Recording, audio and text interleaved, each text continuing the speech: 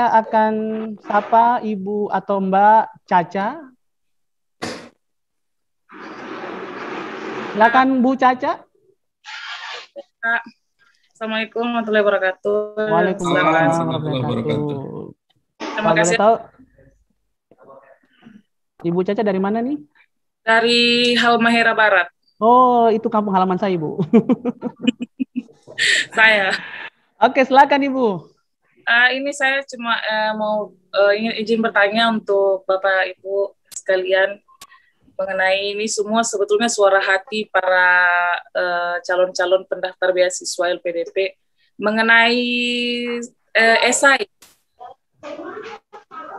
Mengenai soalan esai, banyak yang bilang katanya esai rada sedikit sulit.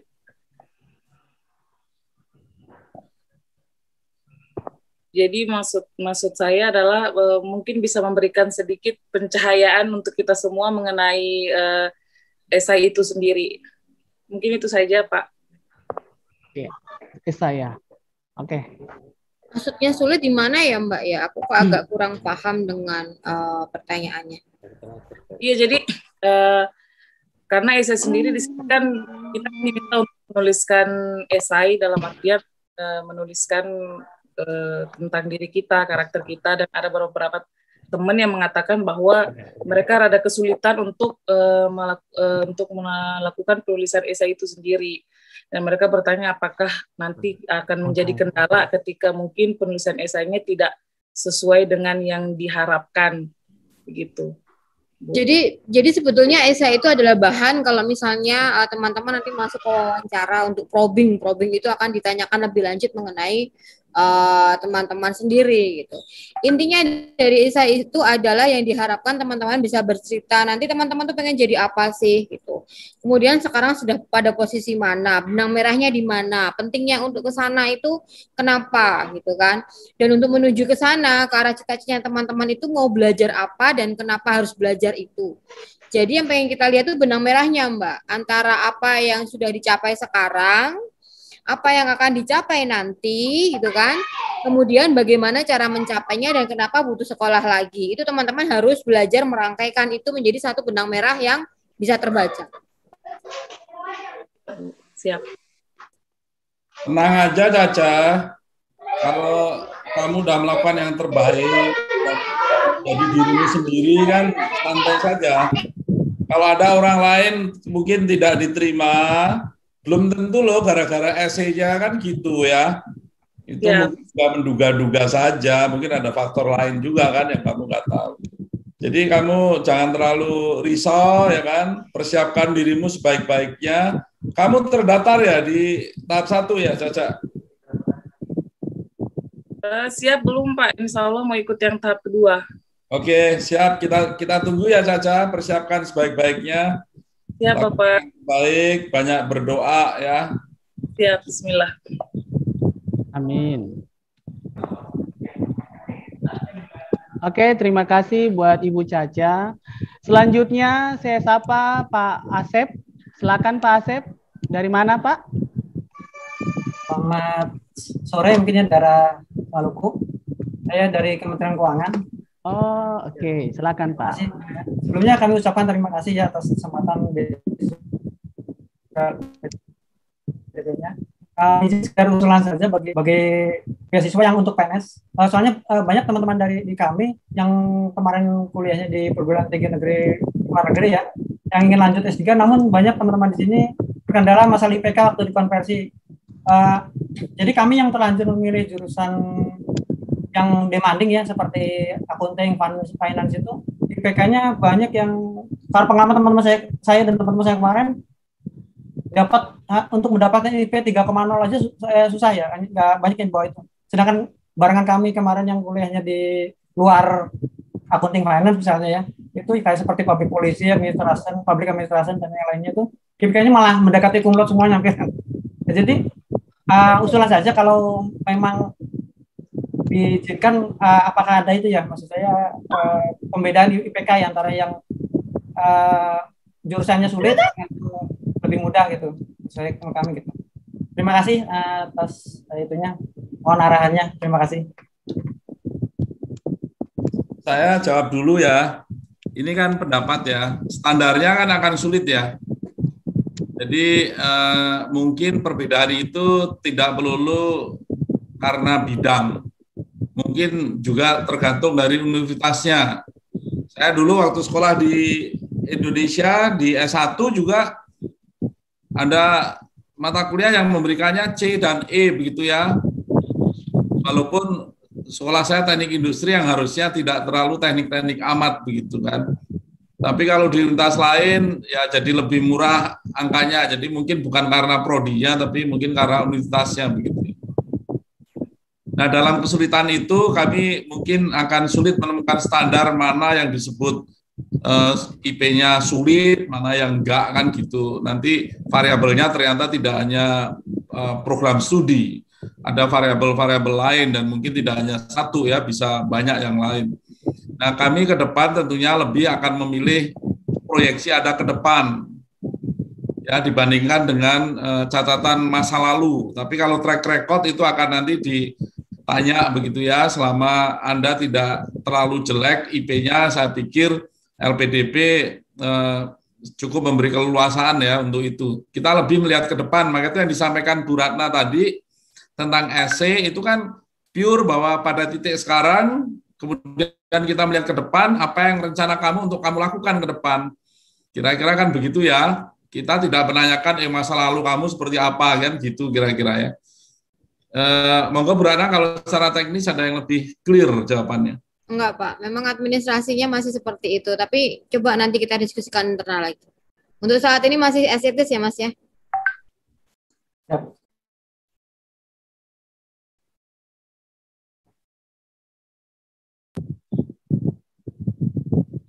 Oke, bagaimana Pak Asep sudah ya?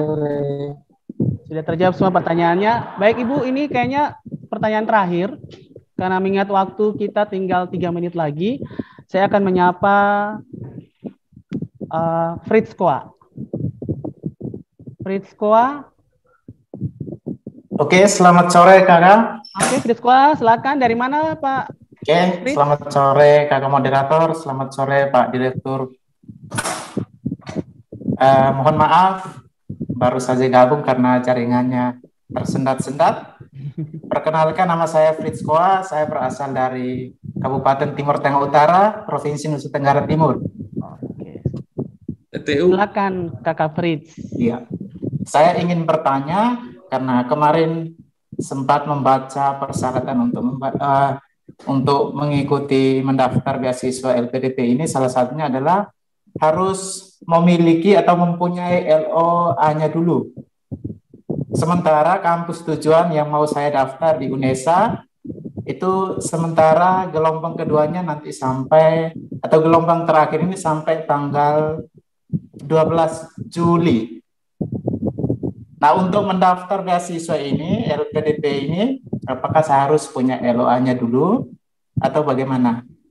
Saya langsung jawab ya.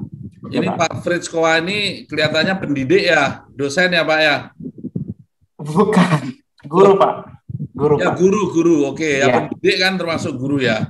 ya. Nah, Anda berarti masuk jalur yang dari Dikbud kan? Kemarin sempat buka yang dari Kemendikbud Pak. Ya, yang dari Kemendikbud memang mensyaratkan LOA dulu. Mungkin karena mengejar kalau memang mau kuliah di bulan September, begitu ya. Iya. Sehingga yang didahulukan mungkin yang sudah punya LOA. Tentunya kami akan berkoordinasi dengan Kemdikbud, kita akan diskusikan untuk intake yang berikutnya. Tapi kalau program yang ada di LPDP, seperti yang untuk reguler, afirmasi, targeted, yang bukan pendidik, itu tidak mesti punya LOA, kecuali untuk yang perguruan tinggi utama dunia. Ya, yang lain boleh tidak punya LOA. Nah, apalagi teman-teman yang dari daerah afirmasi, bagi yang bahasa Inggrisnya katakanlah kurang-kurang dikit, begitu kan, dari nanti diterima di universitasnya, begitu ada batasnya yang kita turunkan, Anda akan justru diberi pengayaan bahasa. Jadi memang Anda belum punya LOA. Jadi masih boleh, tapi bukan yang untuk pendidik ya. Yang pendidik memang kemarin kelihatannya Dikbud mengutamakan bagi yang sudah punya LOA, karena untuk mengejar target ya katakanlah kuliah di bulan Agustus atau September. Tapi kalau yang teman-teman lain yang afirmasi, Anda tidak mesti punya LOA. Itu kira-kira ya, Pak Fritz. Oke, terima kasih Pak Direktur. Pak, sedikit tambahan. Di Dikbud juga ada microcredensial untuk bridging course. Jadi bridging course ini untuk mempersiapkan teman-teman guru, kepala sekolah, pengawas gitu kan, untuk yang belum punya LOA dan untuk bisa mengejar syarat minimal untuk bisa mencapai LOA, untuk cari LOA lah intinya gitu. Nanti mohon rajin-rajin aja tengok di websitenya Kemdikbud. Ya. Terima kasih. Ini perlu dipahami, program ini kan memang baru ya 2021. Nah tentunya belum banyak orang yang tahu juga seperti yang disampaikan Bu Ratna. Nah teman-teman coba cari informasinya karena begitu Anda tahu mungkin Anda yang pertama tahu dan saya pikir akan lebih menguntungkan bagi Anda. Tentunya karena program baru juga ke depan pasti akan ada perbaikan-perbaikan yang dimana perlu ataupun perluasan di mana perlu. Ya semangat terus Fritz. Oke, terima kasih banyak Pak. Ya, kembali kasih, makasih. Oleh yang terakhir, Bu Fadila. Ya, ini udah resen ini ya. Siapa namanya, Mbak? Reza Pratama, Pak.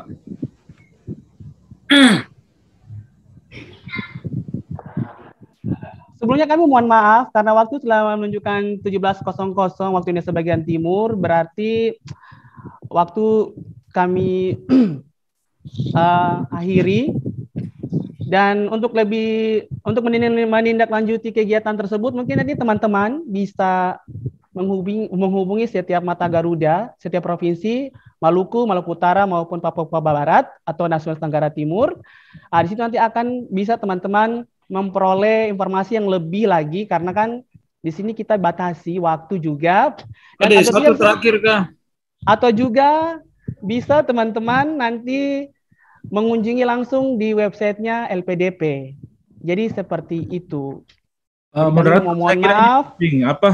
Terkait tes substansi substansi dan tes kebangsaan. Jadi apakah itu satu kesatuan atau dia berbeda? Kemudian apakah punya passing grade atau tidak? Saya kira itu penting untuk menjadi catatan bagi kita yang pertama. Pak Reza. Pak Reza ya, saya jawab kurang dari semenit. Ya. Baik Pak, silakan. Supaya puas. Jadi itu akan dilakukan di hari yang sama, tapi materinya berbeda. Ya, untuk yang TBS, tes bakat skolastik, itu ada passing grade-nya karena itu masalah akademik ya. Nah, kalau yang kebangsaan itu nanti akan menjadi bahan seperti esai Anda untuk dipakai selama wawancara. Clear ya, jelas ya?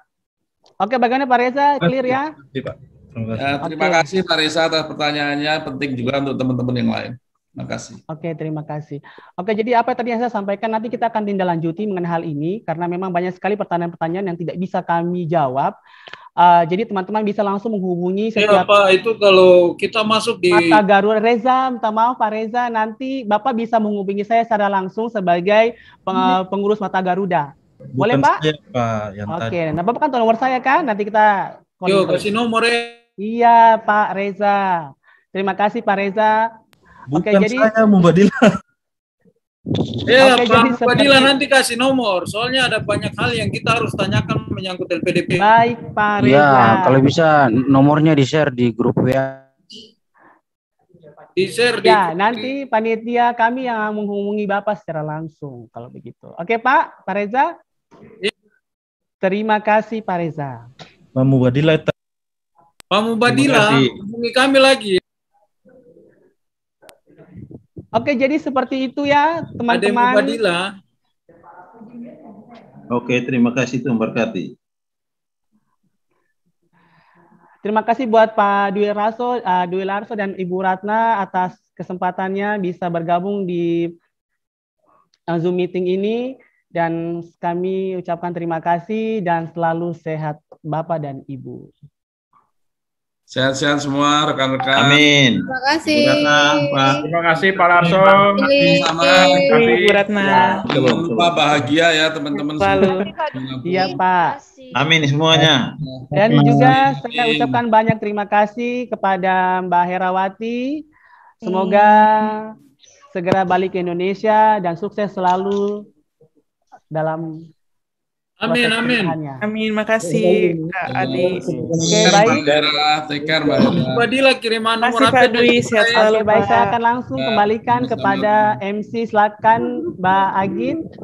Terima kasih Bang Adi, terima kasih Bapak Dwi Larso, Bu Ratna, dan Mbak Hera yang telah mengisi sesi sharing siang hari ini. Terima kasih. Semoga dengan adanya acara ini dapat menjawab pertanyaan-pertanyaan Bapak Ibu hadirin calon penerima beasiswa dan juga semakin siap untuk bersaing meraih beasiswa LPDP.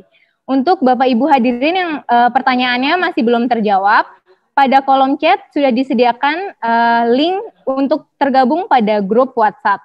Jadi bisa langsung diklik linknya, nanti langsung tergabung dalam grup WhatsApp kami dan bisa mengutarakan pertanyaan yang masih belum terjawab. Bapak Ibu hadirin yang berbahagia, tibalah kita di penghujung acara. Kami ucapkan terima kasih dan mohon maaf atas hal-hal yang kurang berkenan dalam penyelenggaraan acara hari ini. Tetap waspada, saling peduli, dan disiplin protokol kesehatan. Akhir kata, wassalamualaikum warahmatullahi wabarakatuh. Waalaikumsalam warahmatullahi wabarakatuh. Terima kasih semuanya. Saya izin live ya. Terima kasih. Terima kasih.